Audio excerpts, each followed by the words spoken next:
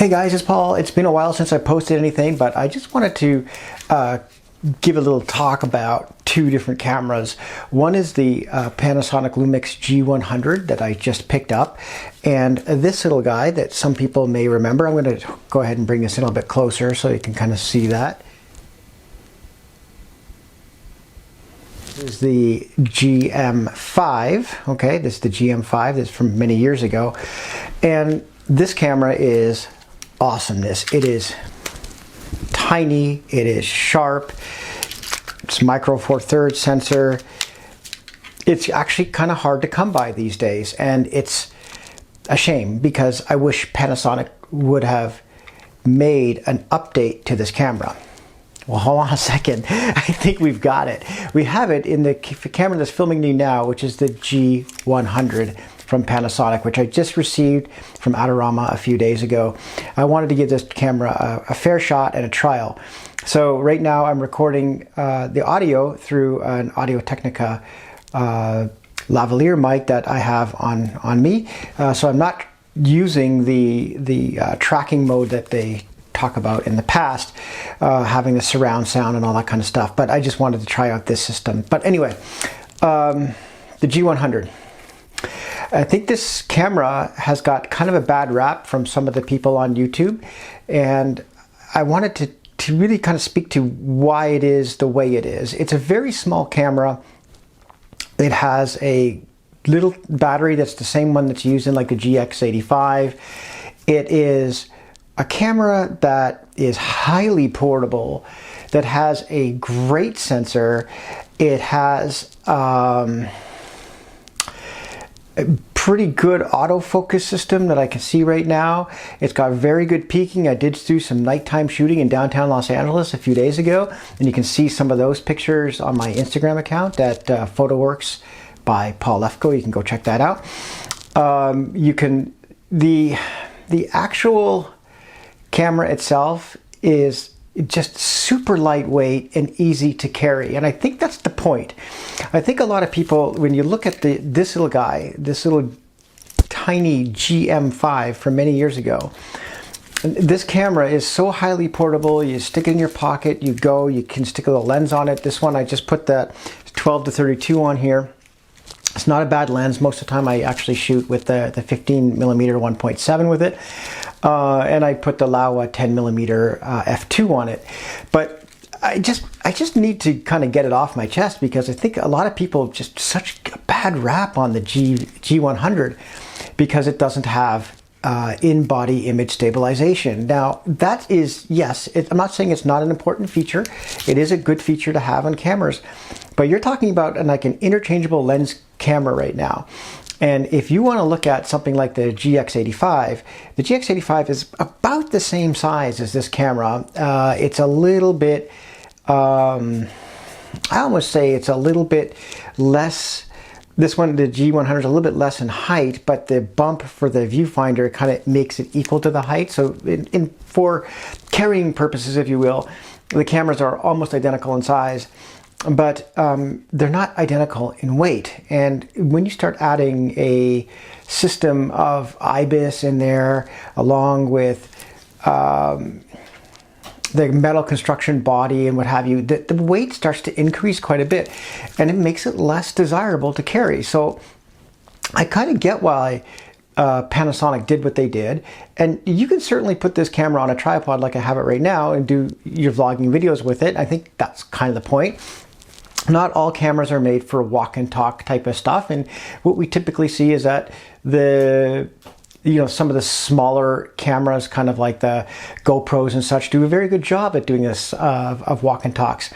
But not a lot of cameras that do this type of work, where you've got a very good interchangeable lens system. And I mean, that's spectacular. So you can actually find these cameras online. Sometimes people have used them and tried them out and they sell them. And I kind of feel like this camera will become the GM5 at some point. And I know that's a kind of a tall statement, but listen, this has got the very good 20 megapixel sensor that's in the G9, has an updated focus mechanism inside of it. It is a fabulously light camera. It can be used with the OIS systems of other lenses, you know, like the 100 to 300 if you're looking for a big zoom, or the you can use, of course, the 12 to 32 or the 35 to 100, or some other ones out there from Panasonic that have OIS if that's the main key thing you're looking at. But it's really a great little camera and very usable, even up to 1600 ISO. So I'm sort of kind of rambling on this, but I think a lot of people have not given this camera its due, and I think that's kind of a mistake on their part. They haven't really fully tried to utilize this piece of equipment to what it can do, because they're always wanting something, quote, a little better. But that something a little bit better also comes with trade-offs, and that trade-off is always in weight and power use. And so you're going to use more power, and you're going to use bigger batteries to compensate for the greater image stabilization that you're going to get with a mechanical image stabilization system. So anyway, I think it was important to kind of point out and sort of clear the air a little bit about what this camera can and what it's made for. Some of those other features that you've heard about, like already being tuned, if you will, for social media and social media presentation, where those other cameras are not. This camera is tuned to making sure that you get your content from filming to YouTube in the quickest manner that you can. And I think that's really key. So when you're looking at a camera and you're looking at what kind of job you're doing with the camera and what kind of tool you need for that camera, you know, not every camera is suited for every need. Every camera has a niche. It's got its toolkit to it. So I just kind of wanted to put it out there a little bit more about how this camera operates and why it might be good for what you do. Now, I'm a photographer primarily, and I'm going to probably do some more blogs, if you will, or vlogs at some point. But I wanted to tell you that I did take some photos with this camera, and the photos are wonderful. And I'm just kind of actually blown away, because I haven't really played too much with Micro Four Thirds in a number of years. And I played with a lot of cameras. I basically used everything that's kind of out there. And I picked the kind of the system that I like to use and that makes me happy to use. And it's not always the most popular of types of cameras out there, and that's fine. But I'm so far pretty happy with the performance of the G100. And I don't think you'd be particularly disappointed using it if you use it in this tool in the way that it is meant to be used.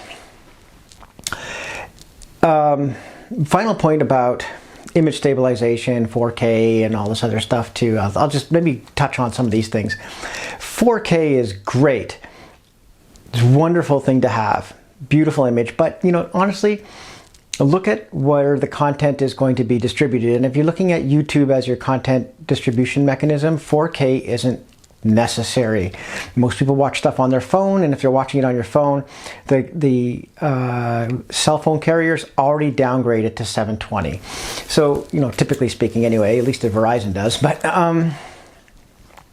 so delivery and compression are a big issue, and I think that is something that you need to take into consideration when you're actually making your content. How important is 4K in me talking to you on this camera right now? It isn't. It isn't that important. I'm not going to be doing any heavy-duty cropping.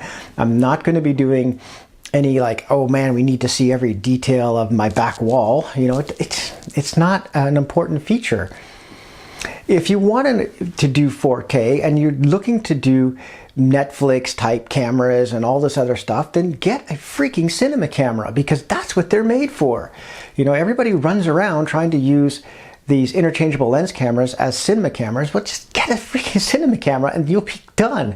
That's what we use in the industry, and that's what you should be using if you're trying to make short or long form film, because it's built for that purpose. That's what I wanted to approach on 4K. And with regards to the image itself on this is a downsampled, I do believe this is a downsampled 4K into 1080, which gives you a beautiful picture in 1080. And it's full frame and full crop and all that stuff for Micro Four Thirds. If you do put in a 4K and you want to shoot, you'll find it has a little bit of a crop to it if you're looking to have electronic image stabilization, because that's how it's done. And it's not the only camera that does this. Many others do as well. Is that important to me? No, because I'm making YouTube videos or looking at doing YouTube stuff, and having that type of system isn't really that important to me. Final note on image stabilization. Should you need more image stabilization than this camera can provide, which just go get a gimbal. Of course, that costs money. It's more expensive. But there are ways around. If you need that 4K uncropped system, then maybe it's not the and gimbalized look, then maybe this isn't the camera for you. You should go look at a different type of camera. But remember, as you go into that type of look and you're looking to have an interchangeable lens system camera, you're going to be adding a lot of weight to your system as you go along. Believe me, this camera is so much lighter than my GX85 and so much easier to use than that for this purpose. So anyway, thanks for listening, and I know I rambled a bunch, but it was a really fun talk. Thanks for listening again, and we'll catch you on the next one.